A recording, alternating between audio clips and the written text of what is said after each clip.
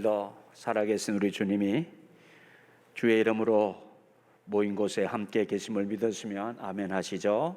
아멘. 감리교 교육마당이라는 교육 사이트가 있어요. 그 교육 사이트에 제가 들어가서 글을 하나 읽었습니다.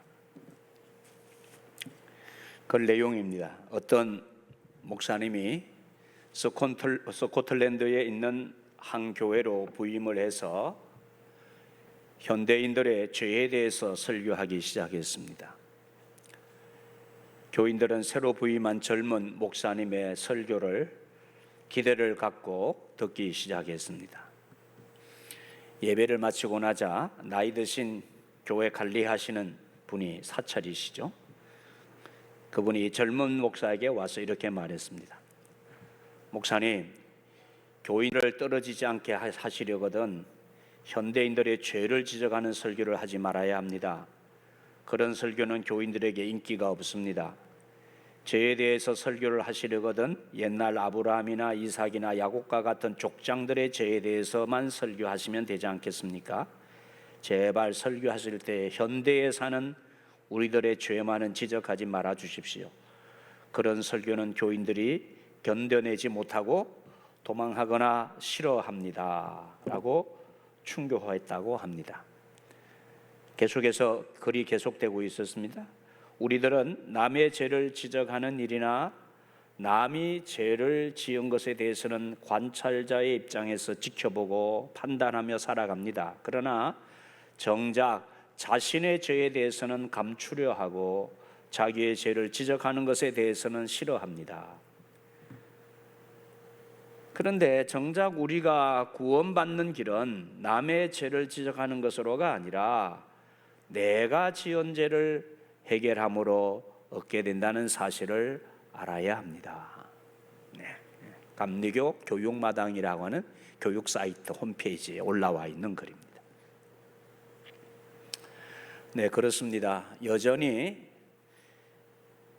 저는 설교 중에 많이 어렵고 신경이 많이 쓰이는 설교의 주제와 내용이 죄에 관한 것입니다.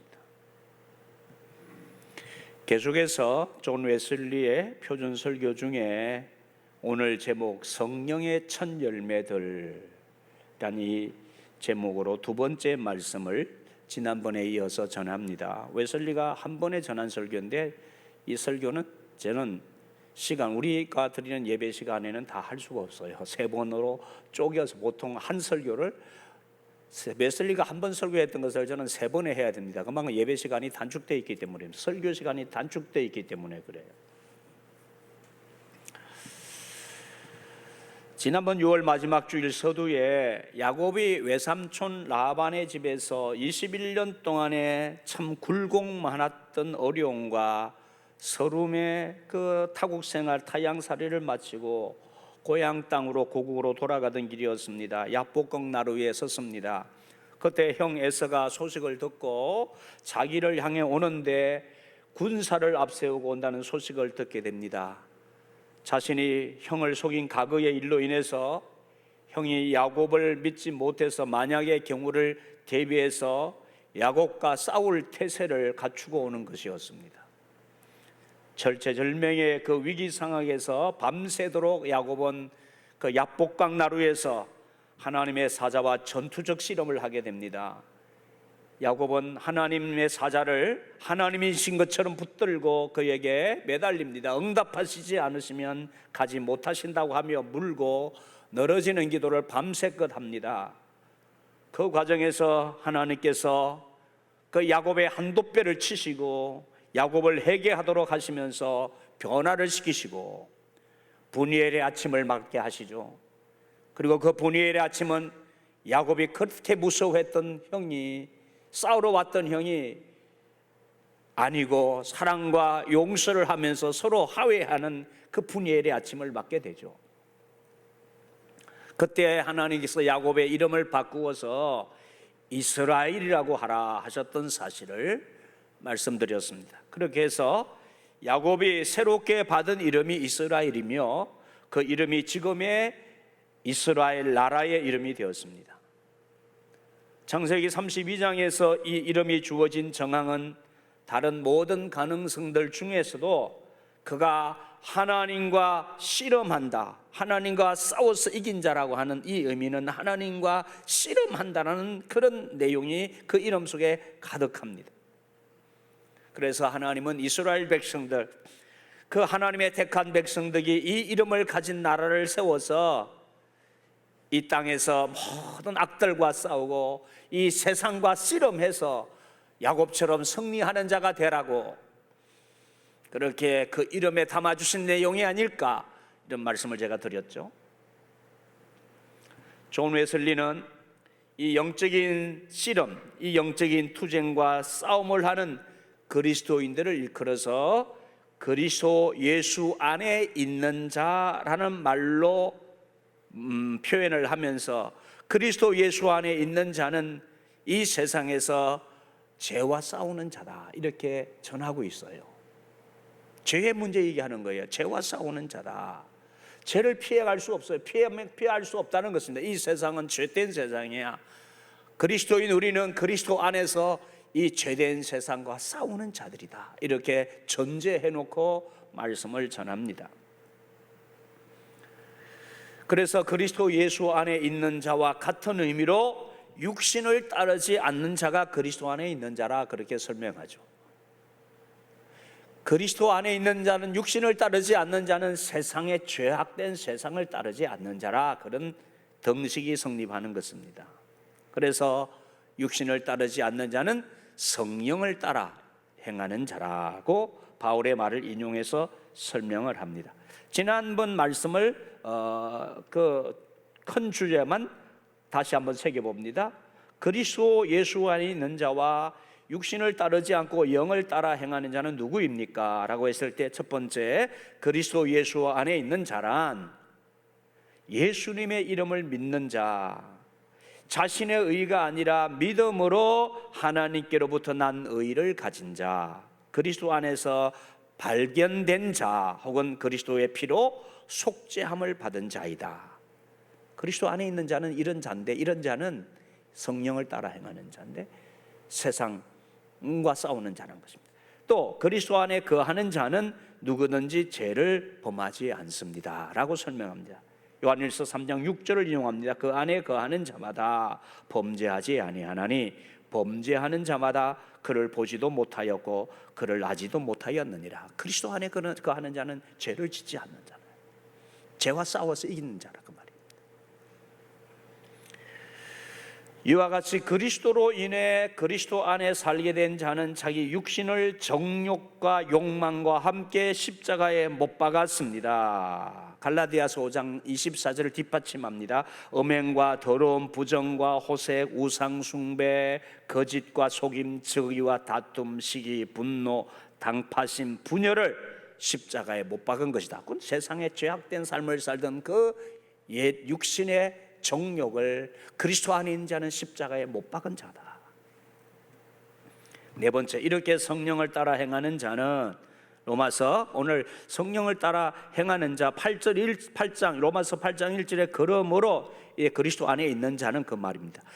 예수 안에 있는 자에게는 결코 정죄함이 없다. 2절, 이는 그리스도 예수 안에 있는 생명의 성령의 법이 죄와 사망의 법에서 너를 해방하였습니다. 이 말씀을 근거로 해서 그리스도 안에 있는 자는 이런 육신의 정욕과 욕망을 십자가에 못 박은 자요, 이런 사람이 성령을 따라 행하는 자인데, 성령을 따라 행하는 자 4절에 육신을 따르지 않고 그 영을 따라 행하는 우리에게 율법의 요구가 이루어지게 하려 하심이라. 그래서 율법이 원하는 그 모든 도덕적인 윤리적인 그 모든 것을 성령을 따라 행하는 자는 능히 이루고도 남는다. 그래서 성령을 따라 행하는 자는 모든 생각이 주님께 성결하게 될 때까지 영성의 샘인 사랑을 가지고 하나님과 이웃을 사랑한다 라고 전했습니다. 다섯 번째로, 또한 성령을 따라 사는 자는 모든 대화가 거룩하여 늘 은혜를 끼치고 덕을 세우는 선한 말을 합니다. 또한 하나님을 기쁘시게 할 일만 행하고 본이 되시는 그리스도를 따르며 무슨 일이든 오직 하나님의 영광을 위해 합니다. 또한 성령의 열매를 맺습니다. 갈라디아서 5장, 오늘 우리가 봉독한 16절로 17절 이하의 결론으로 성령의 열매를 맺는 삶을 살아갑니다.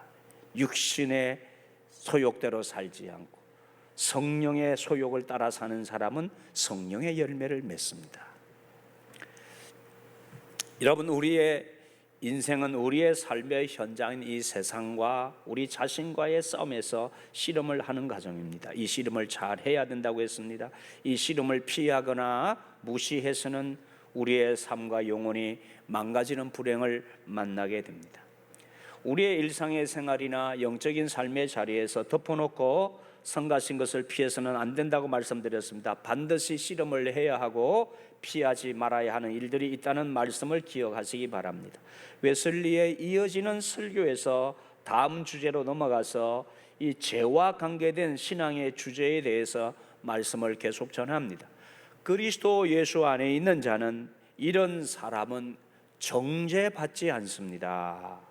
어떤 사람이 왜 정죄를 받지 않는 것인지에 대해서 웨슬리가 설명을 해요. 여러분, 정죄받지 않는다라는 말은, 이 정죄라는 말을 어떻게 이해하십니까? 정죄, 이건 법률적인 용어로서 말하자면 검사가 어떤 사람의 죄의 내용을 조목조목 덜추어내고 지목해서 이 사람은 이런 죄를 지었기 때문에 죄값을 받아야 하는 죄인입니다, 규정을 하죠. 규정을 해서 재판장에게 판단을 해달라고 넘겨요. 검사가 이 사람 제목을 다듬어서 이 사람 이런 죄가 확실합니다 라고 규정을 짓는 거예요. 그래서 죄값을 받도록 형벌을 주라고 재판장에게 판단해서 하라고 요청을 하는 것이 우리 형법의 용어로는 구형이라고 합니다. 구형. 죄인이 틀림없으니까 형을 구합니다. 이런 벌을 주십시오 라고 하는 것을 구형이라고 하죠.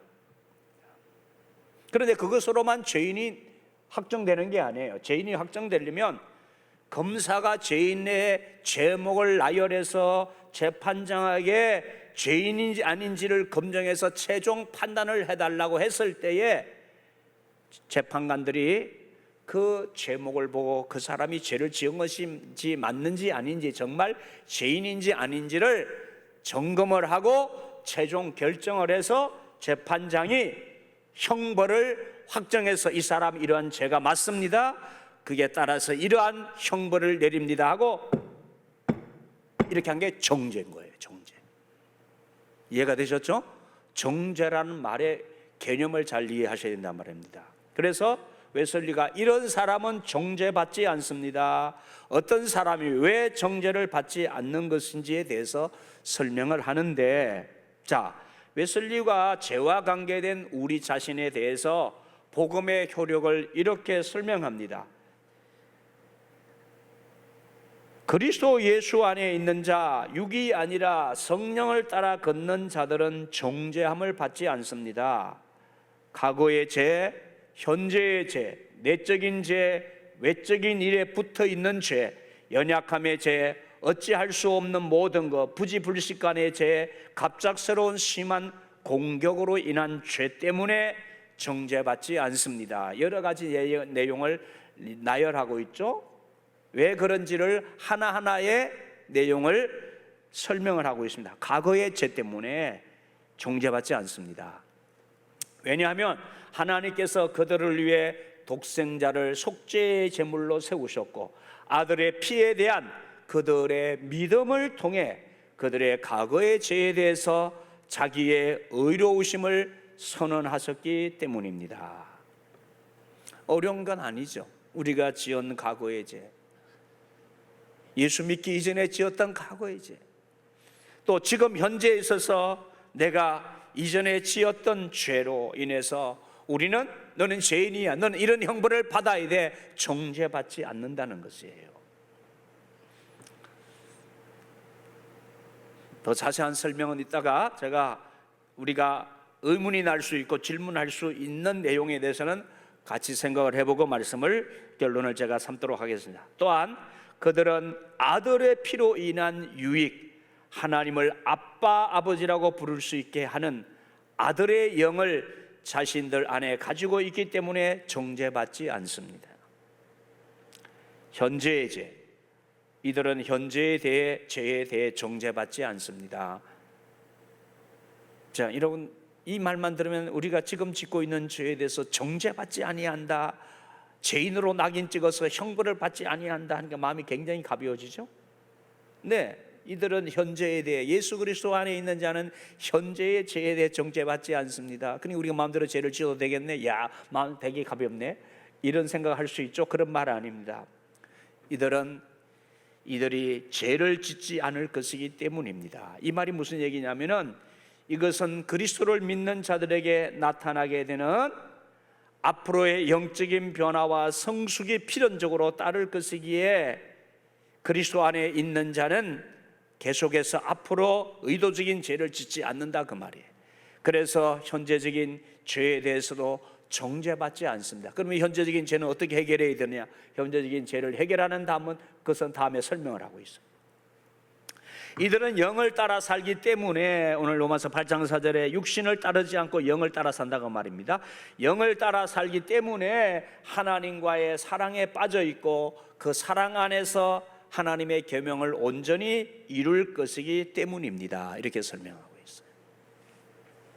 현재 죄를 지을 수 있어요. 그런데 그리스도인은 앞으로 하나님의 영을 따라 살기 때문에 하나님을 사랑하고, 그 사랑에, 하나님과의 사랑에 빠져 있기 때문에 그 사랑 안에서 하나님의 계명을 온전히 이룰 것이기 때문에, 하나님이 지금 현재의 연약함의 죄에 대해서도 주님은 정죄하지 않으신다. 너는 죄값을 받아야 돼, 이렇게 죄인 우리를 정죄하지 않으신다는 거예요. 사도 요한의 말대로 하나님께로부터 태어났기 때문에 하나님의 씨가 그 사람 속에 있기 때문입니다. 하나님의 씨, 생명의 씨죠. 아름다운 열매, 성령의 열매를 맺게 하는 하나님의 씨가 그 안에 있기 때문에 사랑을 열매 맺는 믿음이 그 안에 있어 앞으로 계속해서 죄를 지을 수 없기 때문입니다. 이렇게 설명하고 있습니다. 다음, 아직 남아있는 내적인 죄. 셋째, 이들은 자기 안에 아직 남아있는 내적인 죄로 인해 정죄받지 않습니다. 믿음으로 하나님의 자녀가 된 사람들 안에 아직도 본성의 부패가 남아있다는 사실, 그리고 마음속에 교만과 허영, 분노와 유욕과 악한 욕구뿐만 아니라 모든 종류의 죄의 씨를 가지고 있다는 사실은 너무도 명백합니다. 이들은 그리스도 안에서의 어린아이들입니다. 낮은 수준에 있는 신자들입니다. 이게 낮은 수준에 있는 신자들을 말하는 거예요. 영적으로 어린아이, 자라지 않고 있는 믿음이 연약한 그리스도인들 안에는 아직 남아있는 내적인 죄의 그런 뿌리, 그런 죄의 부패성이 남아있는 거예요. 믿지만 아직 많은 죄가 하나님의 법에 복종하지 않는 육신의 생각이 그들 안에 남아 있습니다. 그러니까 예슬리가 말하는 것은 이 연약함으로 인해서, 영적으로 자라지 않은 영적인 연약함으로 인해서 그 본성의 부패의 잔재가 남아 있기에 그들은 성령 안에서 늘 새롭게 다듬어져 가야 하는 것이기에 하나님이 그들의 연약성을 돌아보시지 않는 분이 아니라고 말입니다. 그들의 연약성을 하나님은 아시기 때문에 그 연약함 때문에 그들의 죄를 보고 너 죄인이야, 너 죄값을 받아야 돼, 이러지 않으신다, 그 말이에요. 정죄하지 않으신다.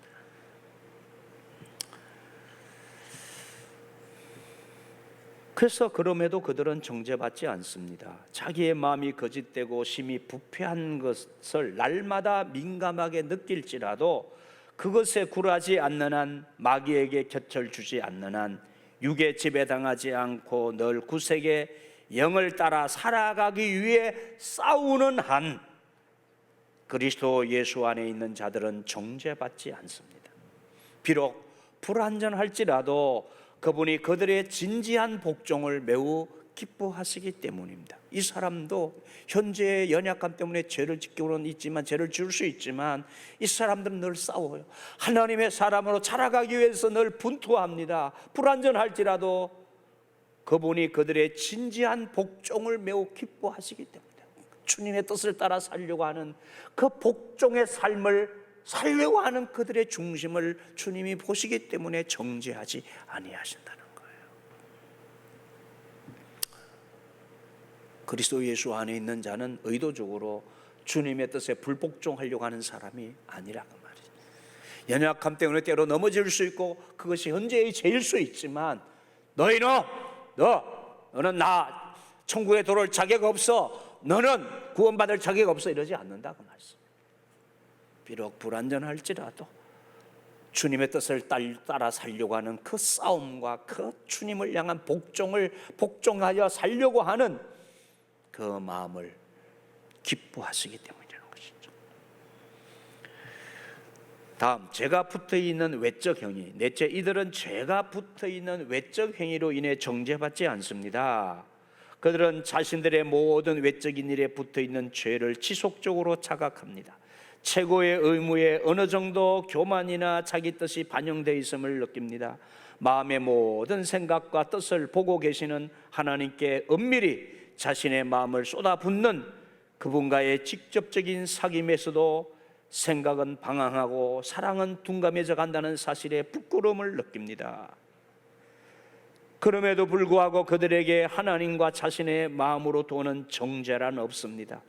오히려 여러 약점은 그들로 하여금 하나님 앞에서 자신들을 변호해 줄 대속의 피, 그리고 항상 살아계셔서 자신들을 위해 중보하실 대언자가 필요하다는 사실을 더욱 깊이 느끼게 해줄 뿐입니다. 그리고 이 피로를 깊이 느낄수록, 그것에 대한 간절함이 짙어질수록 그들은 예수님을 주님으로 받아 그 안에서 행하게 될 것입니다.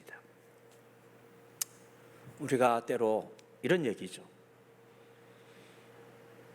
우리들이 살아가다 보면은 내 자신들이 지금 살아가면서 주님의 뜻이 아닌데, 이것은 뭔가 내가 하나님의 뜻 안에서 사는데 부족한 것 같아요. 그럴 때마다 우리는 주님 앞에서 때로는 마음 아파하고 탄식합니다. 왜 이렇게 잘 안 되는지. 그분과의 직접적인 사귐에서도 생각은 방황하고 사랑은 둔감해져 간다는 사실에 부끄러움을 느낍니다. 부끄러움 느끼죠.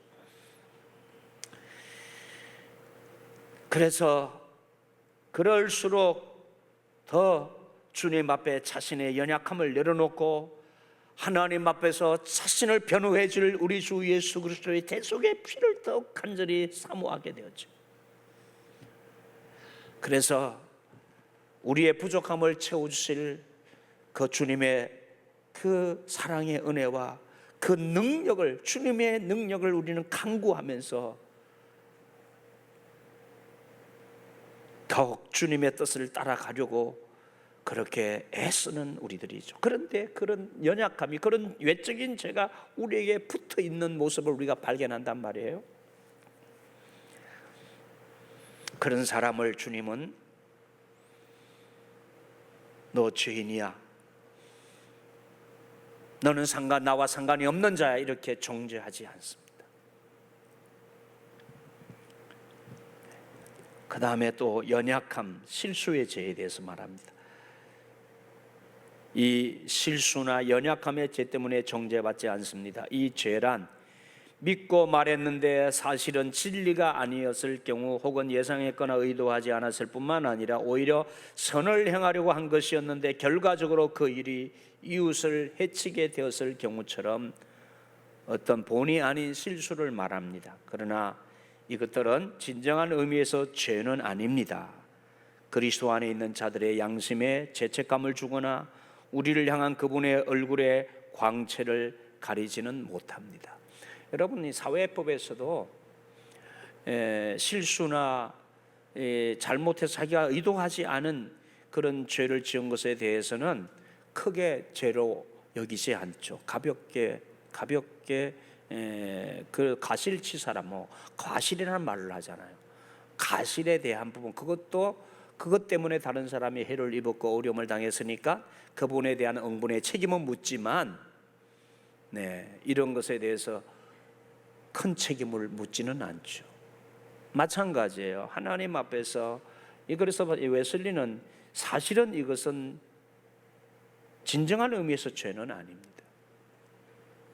근데 우리들이 살다 보면은 그런 하나님 앞에서도 사람 앞에서도 이러한 죄를 짓지 않습니까? 연약함의 죄 때문에 또 이런 과실의 죄가 있는데 그런 것으로 인해서 정죄받지 않습니다. 뭐 그것은 어려운 부분이 아니죠. 그 다음에 9번째, 부지불식간의 죄. 이들은 어찌할 수 없는 모든 것, 부지불식간의 죄, 갑작스러운 심한 공격으로 인한 죄 때문에 정죄받지 않습니다라고 설명하고 있습니다. 이게 무슨 얘기냐? 그들의 힘으로는 어찌할 수 없는 모든 것 때문에 정죄받지 않습니다. 자, 우리의 힘 때문에, 내가 아무리 해서도 나의 힘으로는 어찌할 수 없는 것이 있어요. 여러분, 무슨 얘기냐면 우리가 참 이게 다 모든 경우에 다 그렇다고 말할 수는 없는 거예요. 제가 참 오래전에 순교자라고 하는 책을 읽은 것에 대해서 여러분에게 설교하면서 제가 한번 말씀드린 기억이 있는데요. 이런 문제를 취급하는 거예요. 이 사람이 죄인이냐 아니냐. 둘 순교자가 있어요. 한 사람은 주기철 목사님이나 정말 많은 순교자들이 걸어갔던 것처럼 우리 일제시대에 우리의 신앙을 파괴하려고 네가 이 예수님의 상이나 이렇게 그것을 걸어놓고 침을 뱉어라.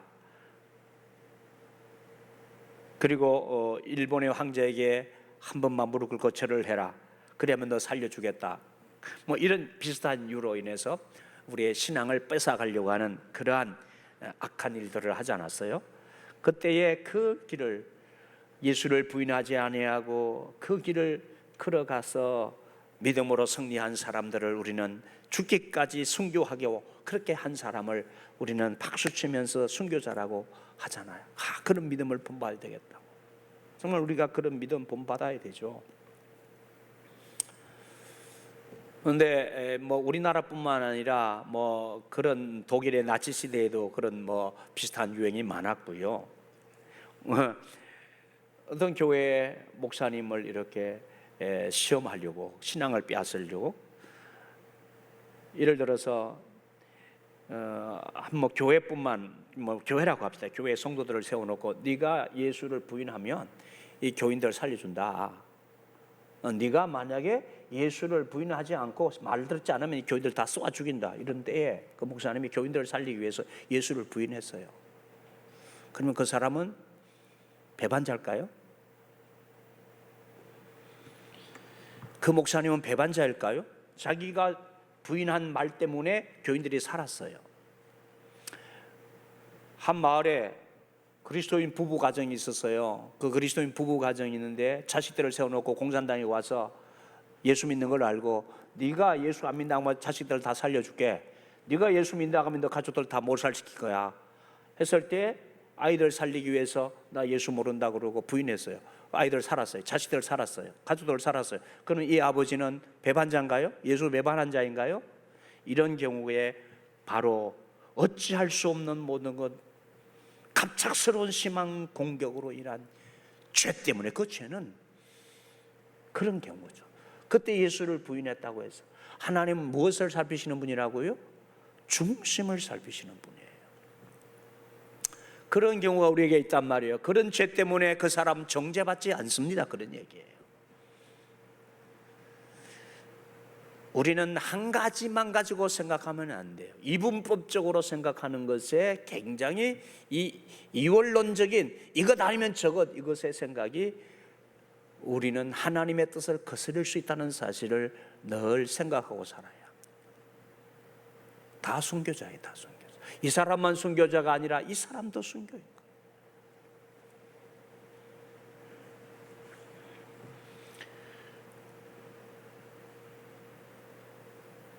또한 예를 들어서 여러분이 병으로 인해서 주님의 성찬에 참여하지 못했다면 그런 이유로 정죄받지는 않습니다. 이것은 오늘의 시대와 우리들의 신앙생활과 웨슬리의 당시의 교인들의 신앙 상태에 성찬을 대하는 자세가 얼마나 달랐던 건지를 알려줍니다. 성찬에 참여하지 않은 것은 죄입니다. 성찬에 참여하지 않았던 것을 죄로 여겼던 거예요. 그만큼 예배에 있어서 성찬은, 그리스도인의 삶에 있어서 성찬은 매우 중요했던 거예요. 성찬에 참여하지 않았던 것을 죄로 여겼던 때에, 예를 들어 여러분이 병으로 인해서 주님의 성찬에 참여하지 못했다면 그런 이유로 정죄받지는 않습니다. 이렇게까지 설명을 해서 오늘 우리는 성찬에 대해서 어느 정도 중요성을 가지고 어떤 마음으로 성찬을 대하고 있는지 한번 살펴보아야 하는 대목이 아닌가 생각이 되었습니다. 다음으로, 인내로서 자기 영혼을 잘 다스리던 자가 우발적인 유혹에 빠져 내 이웃을 내 자신과 같이 사랑하시는 황금률에 반하여 부지불식간에 말하거나 행동할 때가 있습니다. 과연 어느 정도까지가 부지불식의 죄인지 결정하기는 쉽지 않습니다. 제 욕망, 말 혹은 행위 안에 스며든 자발성의 정도에 따라 우리는 하나님께서 우리에게 대해 다소 불편해 하실 것이라고 여기며 다소의 죄책감을 느낄 수 있습니다. 그러나 다소의 죄책감을 느끼는 우리의 허물과 부지불식간의 허물, 부지불식간이 내가 의도했느냐 안 했느냐 정도의 차이가 있겠지만, 그런 것들로 인하여 너는 몹쓸 놈이야, 너는 내 아들이 아니야, 내 자식이 아니야, 그렇게 정죄받지 아니한다 그 말이에요. 또한 상대적으로 큰 죄책과 정죄를 몰고 올 부지불식의 죄도 있을 것입니다. 의도적인 태만 혹은 유혹 앞에서의 깊은 잠 같은 것입니다. 좀 더 자자, 좀 더 졸자, 손을 모고 좀 더 누워있자. 여기에 대해서 이 고의적인 의도적인 태만이나 의도적으로 죄를 짓는 것에 대해서는 요한 웨슬리는 이렇게 말합니다. 이와 같은 경우 부지불식간의 죄라도 실제적으로는 고의적인 죄에 해당하며 그는 죄인으로서 하나님과 자신의 양심으로부터 정죄함을 받게 될 것입니다. 여기에 대해서요, 이 웨슬리는 우리가 고의적인 죄를 짓는다고 했을 때에 먼저 하나님으로부터 또 자신의 양심으로부터 정죄함을 받게 될 것입니다. 이 부분에 대한 추가 설명은 제가 오늘 설교 말미에 따로 이 죄에 대한, 의도적인 죄에 대한 말씀을 회개의 주제로 따로 설명을 하도록 하겠습니다. 웨슬리는 여기까지만 설명했어요. 여기까지만 말했어요. 이와 같은 경우 부지불식간의 죄라도 실제적으로는 고의적인 죄에 해당하고 그는 죄인으로서 하나님과 자신의 양심으로부터 정죄함을 받게 될 것입니다. 여기까지만 설명을 해놓았어요. 그럼 여기까지 설명해 놓으니까 좀 답답해질 수 있죠. 그 어떻게 하라면 정죄함을 받는데 어떻게 해야 되느냐 마느냐는 이 대안이 웨슬리는 설명을 안 해놓았어요. 그 다음에 다음 주제로 넘어갑니다. 갑작스러운 심한 공격으로 인한 죄. 반면 우리가 예기치 못하고 또 할 수도 없는 갑작스러운 심한 공격이 있을 수 있습니다. 공격은 이 세상 혹은 이 세상의 신, 그리고 가끔 우리의 자신의 악한 마음에서 옵니다. 믿는 자라 할지라도 믿음이 약한 동안에는 그런 것들에 압도되어 본의 아니게 분노하거나 다른 사람을 나쁘게 생각할 수도 있습니다. 그는 하나님 앞에서 부끄러워하게 될 것입니다. 그러나 그가 정죄될 이유는 없습니다. 하나님은 오히려 아버지가 자식을 긍휼히 여긴 같이 시편 103편 13절을 예를 들었습니다. 아버지가 자식을 긍휼히 여긴 같이 그를 불쌍히 보실 것입니다. 따라서 슬픔과 수치의 복판에서도 여전히 말할 수 있습니다. 내가 신뢰하고 두려움이 없으리니 주 여호와는 나의 힘이시며 나의 노래시며 나의 구원이심이라. 이사야 12장 2절을 하여 갑작스러운 심한 공격으로 인해서 우리가 여러 가지 약한 마음에서 그 강한 힘에 압도되어서 본의 아니게 분노도 할 수 있고 다른 사람을 나쁘게 생각할 수도 있습니다. 그러면서 우리는 스스로 또 그런 우리의 모습에 대해서 안타까워하고 후회하고 그럴 수 있는데, 그런 사람도 정죄함을 받지 않습니다. 자, 이렇게 설명을 했어요. 자, 오늘 말씀을 좀 정리를 하면서요. 그러면 아까 말씀드린 대로 이 고의적인 죄에 대해서 웨슬리가 설명을 다 하다 못한 것 같은 그 부분에 대해서 어떻게 해야 되느냐. 이런 하나님과 자신의 양심으로부터 정죄받는다라고 했는데, 우리가 고의적인 죄를 지으면 하나님이 인식되잖아요. 하나님이 책망하시는 것을 느끼고, 성령님께서 우리의 양심을 자각해서 내 양심의 가책을 받고 하면 마음이 무겁잖아요.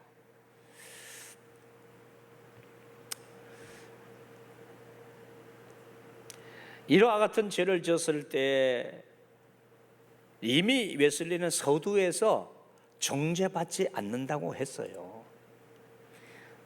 제가 첫 번째 서두에서 목록을 얘기했잖아요. 그 목록 안에 다 들어있어요. 이런 그리스도 안에 있는 사람은 정죄받지 않습니다. 이미 설명을 해놨기 때문에 따로 설명하지 않고 있어요. 그런데 그 고의적인 죄를 가볍게 여길까봐 웨슬리는 거기까지만 딱 설명을 해놨던 것 같아요. 가볍게 여기서는 안 돼요. 고의적인 죄를, 현재 짓고 있는 고의적인 죄, 예전에 지었지만 지금까지 계속되고 있는 문제가 해결되지 않고 있는 죄, 이 죄는 내가 내 자식 아니야, 너 구원받지 못해, 이렇게는 주님이 정죄하지 않습니다. 그런데 내 양심이 나를 자꾸 정죄해요. 또 하나님이 나를 책망하신 것을 내가 느껴요. 그럴 때 우리가 어떻게 해야 되느냐. 그 책망과 아픈 결과, 후유증이 자신과 관계된 이들과 무엇보다도 내 자신뿐만 아니라 내 자신과 관계되어진 사람들과 무엇보다도 우리 하나님과 그 교회에도 누를 끼치고 악영향을 미칠 우려가 있어요.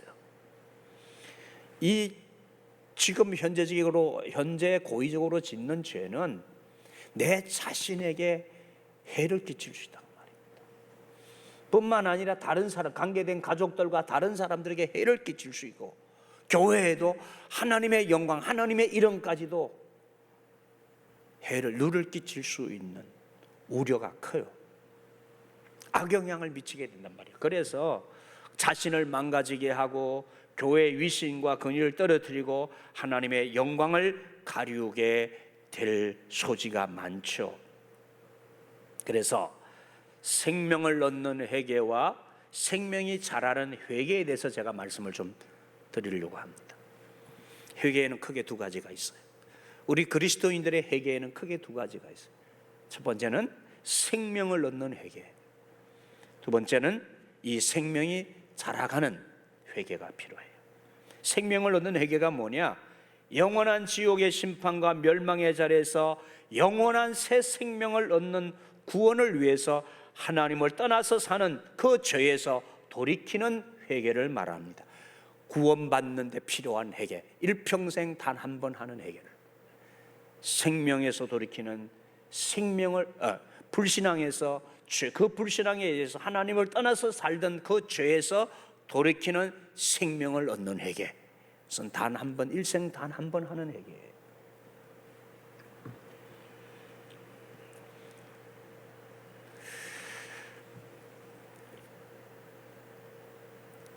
주님이 이 세상에 오셔서 공적인 이 복음의 사역을 시작하실 때 제일 먼저 하신 말씀이 있잖아요. 회개하라, 천국이 가까웠느니라 했을 때 그 회개가 무슨 회개냐? 예수님께로, 하나님께로 돌아오는 회개를 말하는 것이 그 회개, 생명을 얻는 회개.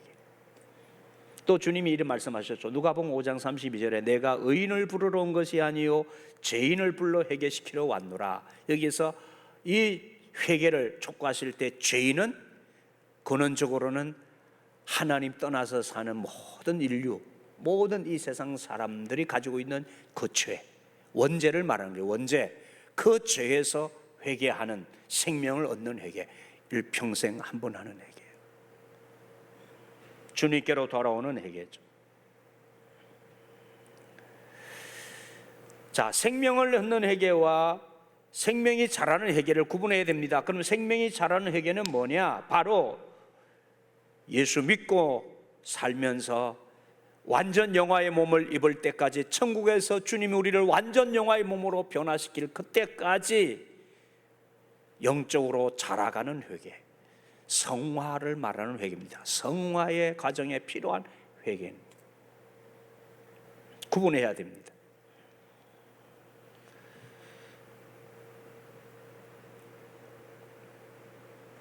회개를 잘 정리해야 됩니다. 오늘 우리에게, 그리스도인들에게 회개하라고 하는 것은 다른 게 아니에요.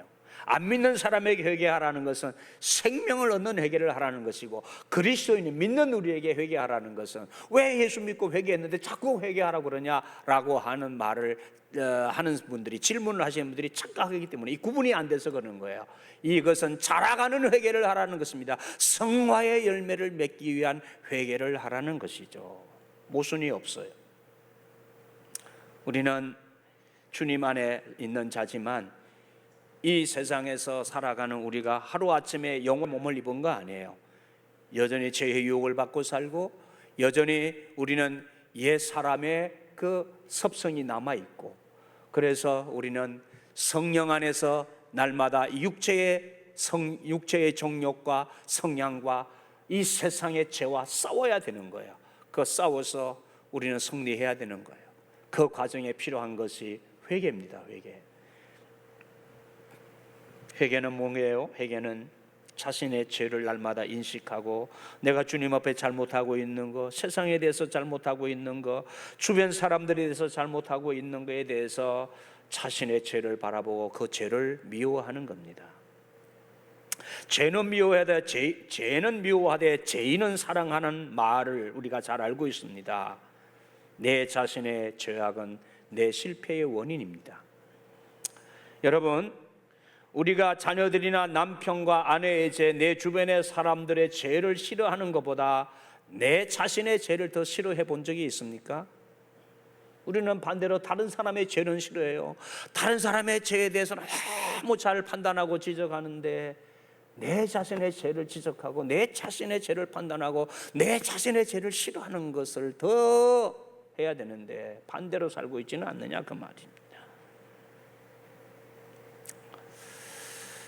여러분,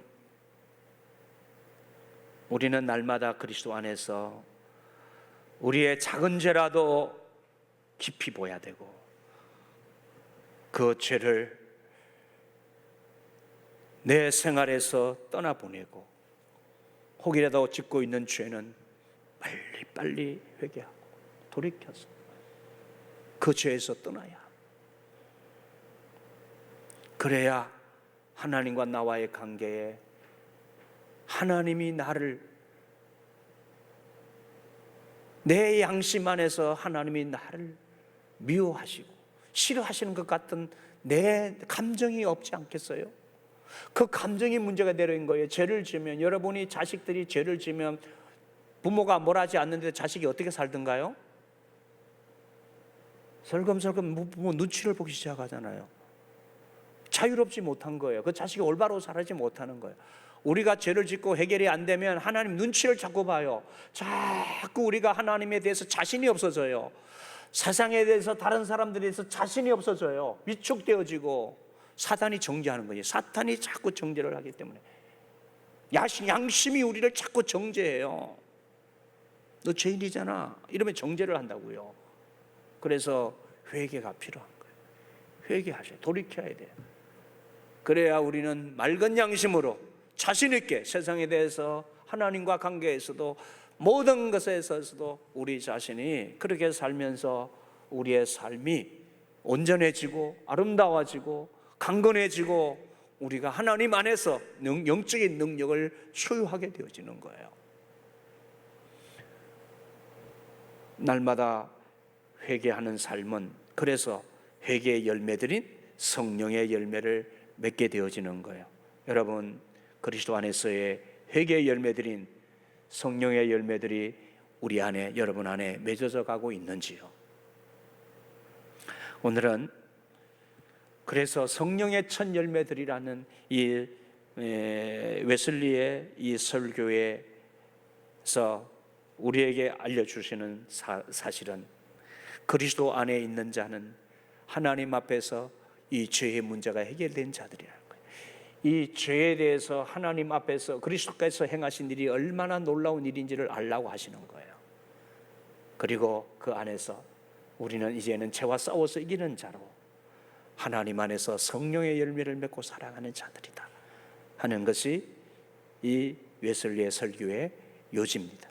여러분, 그와 같이 우리 그리스도인들의 삶, 그리스도 안에 있는 성령 안에 살아가는 삶이 어떤 삶인지 확인하고 그 삶을 향해서 또 굳건하게 걸어가시는 저와 여러분의 삶이 되어지시기를 소망합니다. 아멘. 기도하시죠.